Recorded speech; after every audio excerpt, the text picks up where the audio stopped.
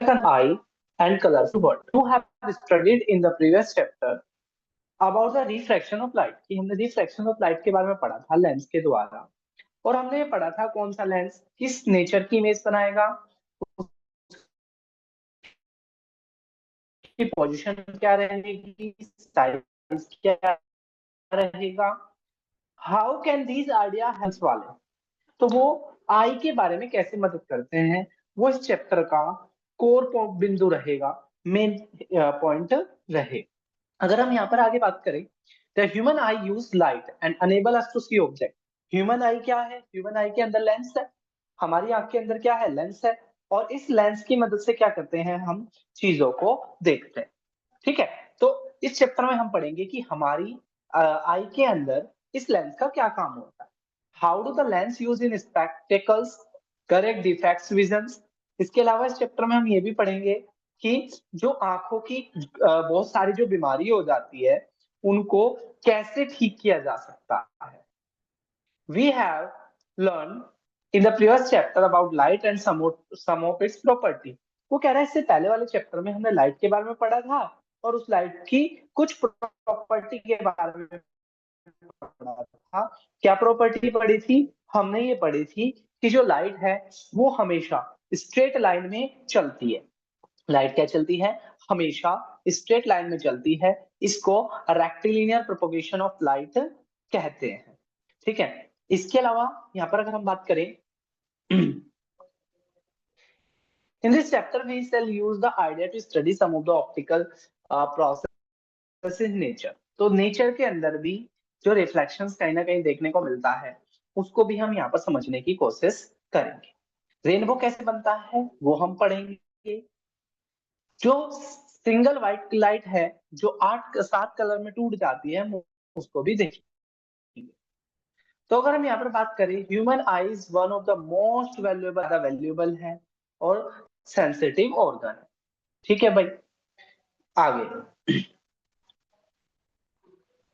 इसके अलावा यहाँ बात करें, it enable us to see the wonderful worlds and the colour around us. Eye की मदद से ही हम अपने चारों तरफ की चीजों को देख पाते हैं। ठीक है, on the closing the eye we can identify the object to some extent by their smell. वो कह रहा है कि हम क्या भी कर सकते हैं, ठीक है, हम कई बार किसी चीज को महसूस करके भी, सेंस के द्वारा भी चीजों को पता कर ले। ठीक है, हमारी जो आंख है वो एक कैमरे की तरह है। It it's lens system form an image on light sensitive screen called retina. तो इनको अपने नोट्स में आपको ना इन सबको लिखते चलना है। सबसे पहले बात आई रेटिना। रेटिना के में क्या क्या पॉइंट लिखने हैं, ठीक है, आपसे क्वेश्चन आए where the image form, image कहाँ बनती है, तो इमेज बनती है रेटिना पर। Light enter the eye through a thin membrane called cornea. दूसरा पॉइंट बनेगा, हमारी आंख के अंदर जो लाइट है वो किस चीज से एंटर करती है, तो हमारी आंख के अंदर जो लाइट है वो कॉर्निया से एंटर करती है। तो रेटिना पे तो इमेज बनती है और कॉर्निया से जो लाइट है वो आंखों के अंदर जाती है। It forms the transparent bulge on the front surface of the eyeball as shown। eyeball is approximately spherical in shape। जो आपको ये गोल गोल दिख रहा है इसको eyeball के नाम से जाना जाता है। The eyeball is approximately spherical in shape with a diameter of about 2.3। Most of the refraction for the light rays entering the eyes occur at the surface of the cornea। वो कह रहा है जो भी चीज बनती है वो हमारी आंखों की सरफेस के बाहर बनती है। The crystalline lens merely provide the finer adjustment of focal length। होता क्या है, हमारी आंखों के अंदर लेंस होता है और आप जानते हो कि जो लेंस कम चीज देखेगा ज्यादा चीज देखेगा वो किस पे डिटरमाइन होता है, उसकी फोकल लेंथ के द्वारा डिटरमाइन होता है। ठीक है, तो यहाँ पर वही चीज को बताया गया है।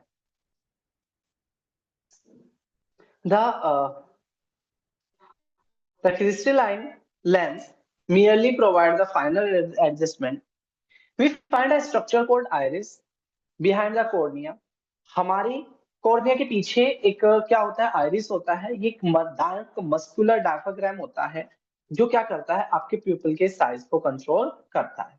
आपसे क्वेश्चन ये बनेगा, who control the size of pupil, pupil के साइज को कंट्रोल कौन करता है, तो आप बोलोगे ठीक है, जो आइरिस है वो क्या करती है, इसको कंट्रोल करती है। और it's the pupal regulate and amount of the light, ये क्या करती है, लाइट कितनी लाइट आएगी उसको कंट्रोल करती है। इसके अलावा आगे बात करें, the eye lens form an inverted. अब बात करें हमारे आंखों में कौन सा लेंस होता है, तो हमारी आंखों के अंदर कॉन्वेक्स लेंस होता है जो इन्वर्टेड रियल इमेज बनाता है। कहां बनाता है, रेटिना पर। तो कौन सा लेंस है, कॉन्वेक्स है। इमेज कहां बनती है, रेटिना पर। लाइट कहां से एंटर होती है, कॉर्निया पर। कौन इसके साइज को कंट्रोल करता है, ठीक है, तो जो आईबॉल है वो क्या करता है, इसके साइज को कंट्रोल करता है।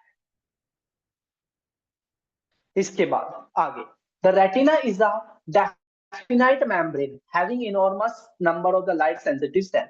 The light sensitive cell get activated upon illuminated and generated electrical signal. वो कहते हैं कि यहाँ पर क्या होता है, इलेक्ट्रिकल सिग्नल जनरेट होते हैं। ये इलेक्ट्रिकल सिग्नल जाते हैं ब्रेन तक, और ब्रेन क्या करता है, इन सिग्नल को पहचान लेता है और हम तक इंफॉर्मेशन आ जाती है। अब बात करें हम पावर ऑफ एकोमोडेशन, ठीक है। पावर ऑफ एकोमोडेशन से क्या मतलब होता है, तो हमारी आंखों के अंदर लेंस है, लेंस की पावर डिटरमाइन होती है किससे, फोकल लेंथ से। और ये जो फोकल लेंथ है, ठीक है, ये डिटरमाइन कौन करता है, सेलेरी मसल। सेलेरी मसल क्या करती है, एक लिक्विड छोड़ती है, उस लिक्विड की वजह से कभी तो आपकी फोकल लेंथ बढ़ जाती है। तो जैसे ही फोकल लेंथ बढ़ती है तो ये जो लेंस के काम करने की जो कैपेसिटी है वो कम हो जाती है, और जैसे ही फोकल लेंथ कम होती है लेंस के काम करने की कैपेसिटी बढ़ जाती है। तो यहाँ बात करें, eye lens is compose of a fibrous jelly like material. हमारा जो आई लेंस है वो एक जेली के जैसा सब्सटेंस है। It curvature can be modified to some extent. हमारे यहाँ पर क्या है, एक सिलरी मसल है जिसके द्वारा हम क्या कर सकते हैं, फोकल लेंथ को एडजस्ट कर पाते हैं। The change in curvature of eye lens can दस चेंज इट्स फोकल लेंथ। वो कह रहा है जैसे ही आई लेंस का कर्वेचर बदलता है ऐसे ही इसकी फोकल लेंथ भी बदल जाती है। When muscle are relax the lens become thin. अगर मसल रिलैक्स हो गई तो लेंस थिन बन जाएगा और इसकी फोकल लेंथ बढ़ जाएगी, और जैसे ही इसकी फोकल लेंथ बढ़ जाएगी,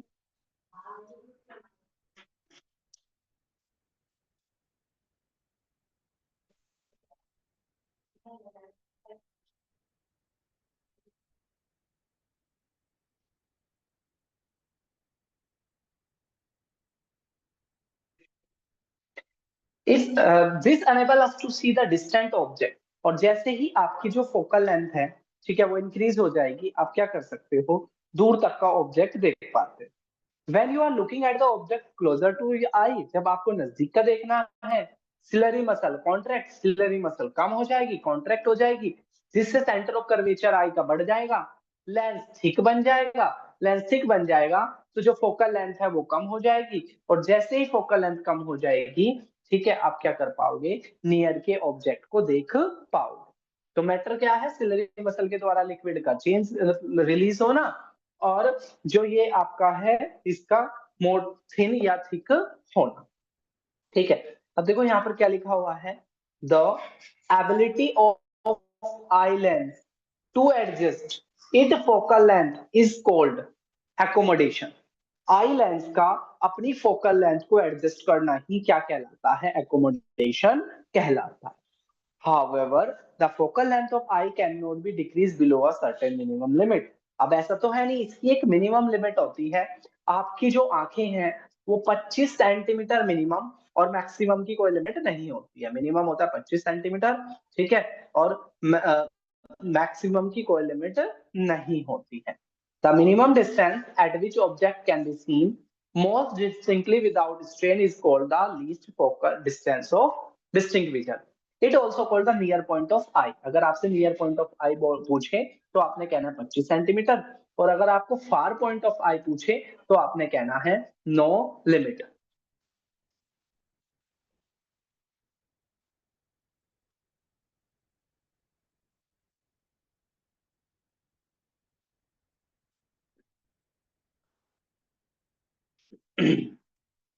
अगर हम बात करें फार पॉइंट की, तो फार पॉइंट हमारा क्या है, इन्फिनिटी होता है।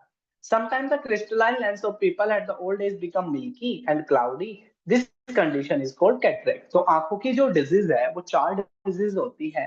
एक मायोपिया, एक हाइपरमेट्रोपिया, ठीक है, और एक होता है आपका कैटरेक्ट। तो कैटरेक्ट क्या होता है कि ओल्ड एज में क्या होता है कि जो ये फोकल लेंथ को कम या ज्यादा करने की जो एडजस्टमेंट है वो उसकी कैपेसिटी कम हो जाती है, ठीक है। इस बीमारी को हम क्या कहते हैं, कैटरेक्ट कहते हैं, ठीक है। इसके लिए क्या करना पड़ता है, कैटरेक्ट सर्जरी करना पड़ती है।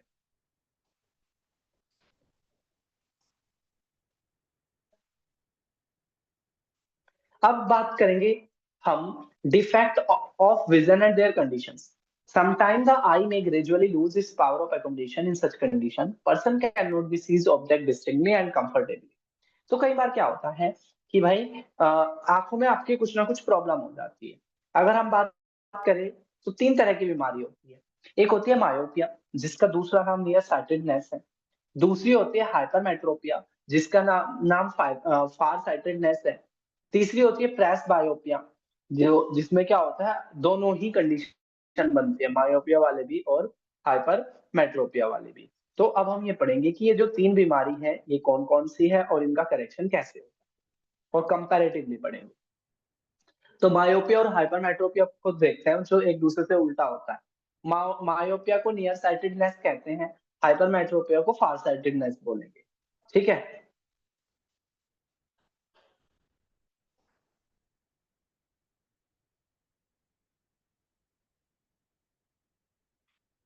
इसके अलावा अगर हम बात करें यहाँ पर,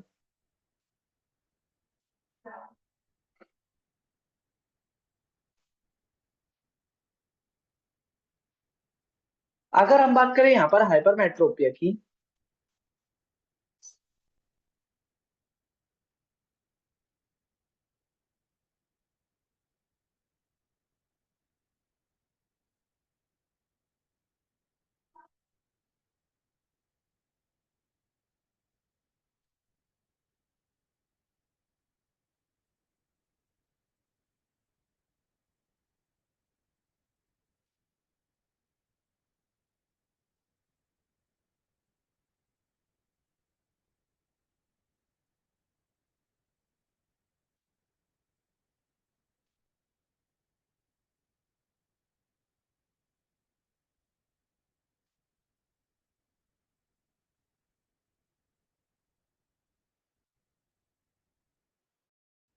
अब अगर यहाँ पर हम बात करें तो मायोपिया, मायोपिया का नाम क्या है, नियर साइटेडनेस है।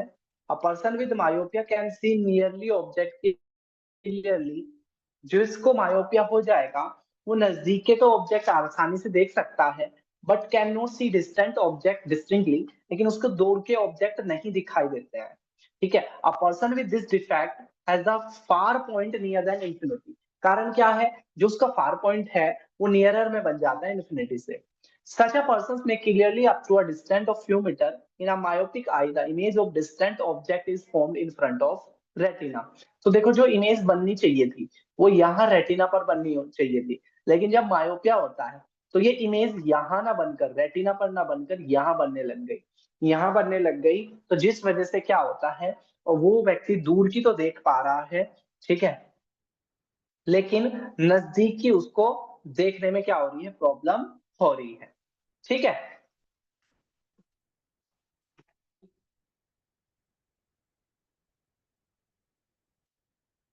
नहीं, नजदीक का तो वो देख सकता है लेकिन दूर का वो नहीं देख पाता है। नजदीक का देख सकता है लेकिन दूर का वो देख नहीं पाता है, ठीक है।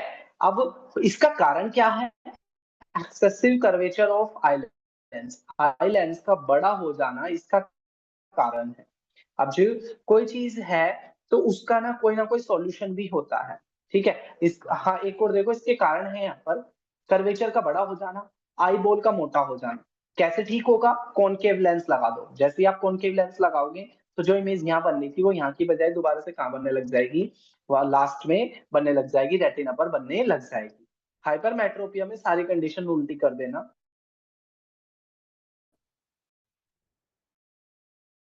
इसको फारसाइटेडनेस कहते हैं। व्यक्ति लिख के देखने में दिक्कत होती है। इसके उल्टा हो जाएगा, आई बॉल का छोटा हो जाना और कर्वेचर का कम हो जाना इसका कारण है। ठीक करने के लिए वहां पर क्या लगाना पड़ा था, हमें कॉनकेव लेंस लगाना पड़ा था। यहाँ पर क्या लगाना पड़ेगा, कॉन्वेक्स लेंस लगाना पड़ेगा। अगर यहाँ से इमेज के थ्रू देखें तो इमेज यहाँ बन रही थी रेटिना पर, ठीक है, लेकिन हाइपरमेट्रोपिया होने की वजह से वो बाहर निकल गई। अब आपने बीच में कॉन्वेक्स लेंस लगा दिया, उसने इसको दोबारा से कहाँ लेकर आ गया, रेटिना पर लेकर आ गया। बात करें हम तीसरी वाली कंडीशन की। तीसरी वाली कंडीशन को प्रेस बायोपिया कहते हैं। प्रेस बायोपिया में क्या होता है, ठीक है, प्रेस बायोपिया में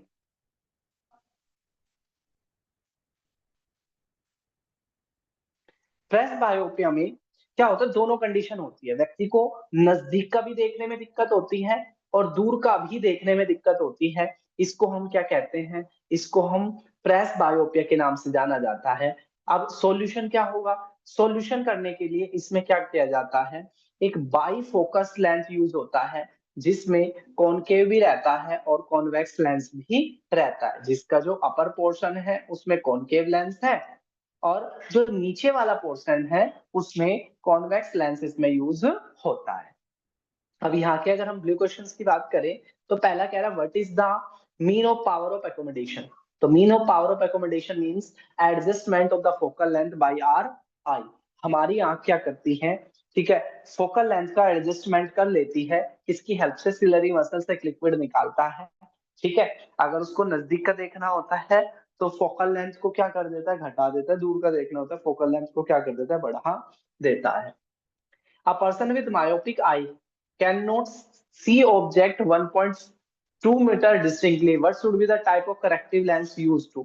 तो हमने क्या पढ़ा था, ठीक है, जब भी मायोपिया हो जाए तो कॉनकेव लेंस यूज करना पड़ेगा और हाइपरमेट्रोपिया हो जाए तो कॉन्वेक्स लेंस यूज करना पड़ेगा। वो कह रहा है हमारी आंख का फार पॉइंट क्या है और नियर पॉइंट क्या है। तो अगर हम बात करें फार पॉइंट की तो फार पॉइंट इंफिनिटी है और जो नियर पॉइंट है वो 25 सेंटीमीटर है। बात करें क्वेश्चन नंबर चौथे की, स्टूडेंट को डिफिकल्टी होती है ब्लैक बोर्ड पढ़ने में, ठीक है, वो लास्ट रो में पड़ा है, बैठा है, यानी कि उसको किसका नहीं दिखाई देता है, दूर का नहीं दिखाई देता है, ठीक है। तो जब दूर का दिखने में दिक्कत होती है और नजदीक का आसानी से देख लेता है तो उसको मायोपिया कहते हैं और इसके लिए कॉनकेव लेंस लगाना पड़ेगा। और इससे उल्टी कंडीशन में हाइपरमेट्रोपिया में क्या लगाना पड़ेगा, आपको कॉन्वेक्स लेंस यूज करना पड़ेगा।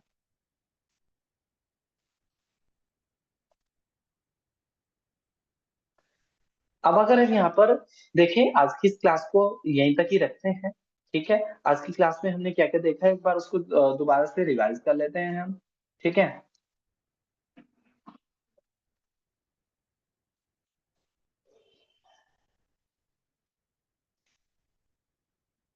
इसमें हमने देखा है कि हमारी जो आंखें हैं वो उसके अंदर लेंस होता है। लेंस कौन सा होता है, कॉन्वेक्स लेंस होता है, ठीक है। जिस वजह से वो क्या करता है, छोटी से छोटी भी इमेज देख लेता है, बड़ी से बड़ी भी देख लेता है, नजदीक की भी देख लेता है, दूर की भी देख लेता है। उसमें हमने क्या पढ़ा था कि हमारी जो आंखें हैं वो सेंसिटिव पार्ट है और इसके अंदर क्या है, एक लेंस है। बात करें जो इमेज कहाँ बनाता है, तो इमेज बनाता है वो रेटिना पर बनाता है जो एक सेंसिटिव स्क्रीन है। लाइट कहाँ से एंटर करती है, कॉर्निया से एंटर करती है। इसके बाद हमने पढ़ा था कि जो हमारी जो आई बॉल है उसकी शेप कैसी है, स्पेरिकल है, डायमीटर कितना है, लगभग 2.3 सेंटीमीटर का है। इसके अलावा बात करें, यहाँ पर एक लेंस होता है जो फोकल लेंथ को एडजस्ट कर लेता है। इसके अलावा हमने पढ़ा था कि इसमें ना एक आइरिस होती है जो एक डार्क मस्कुलर डायफ्राग्राम होता है, जो हमारी जो प्यूपिल होती है उसके साइज को क्या कर देता है, कंट्रोल कर देता है। इसके अलावा हमने आगे पढ़ा था,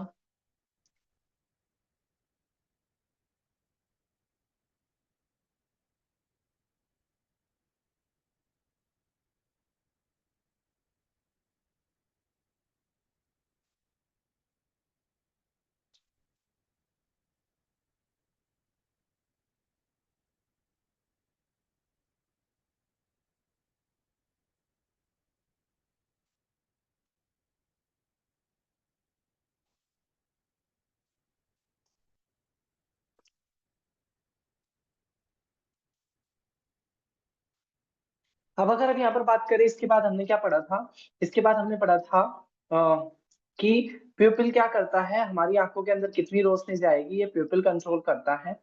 हमारा जो आंखों के अंदर जो लेंस होता है वो इन्वर्टेड और रियल इमेज बनाता है, रेटिना पर बनाता है।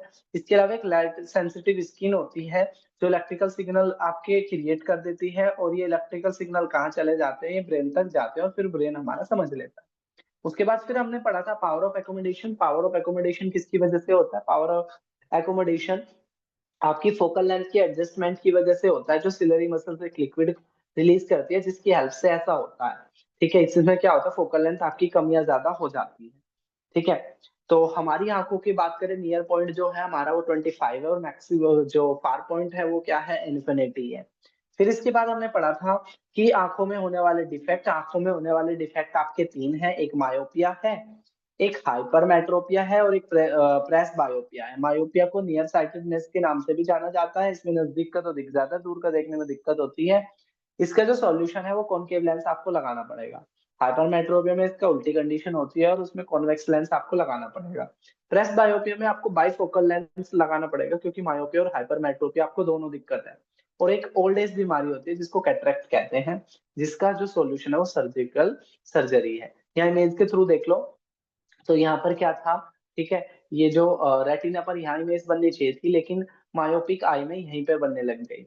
ठीक है, और जो आपकी हाइपरमेट्रोपिया वाली कंडीशन है उसमें क्या था, इमेज यहाँ रेटिना पे बननी चाहिए थी, लेकिन ये यहाँ से बाहर बनने लग गई, उसका करेक्ट करके हम यहाँ लेकर आ गए। ठीक है, इसके बाद अगर हम बात करें प्रेस बायोपिया की, तो प्रेस बायोपिया में हमने क्या कर लिया था, ठीक है, बाइफोकल लेंस यूज कर लिया था, जिसमें ऊपर कॉनकेव था, नीचे कॉन्वेक्स था।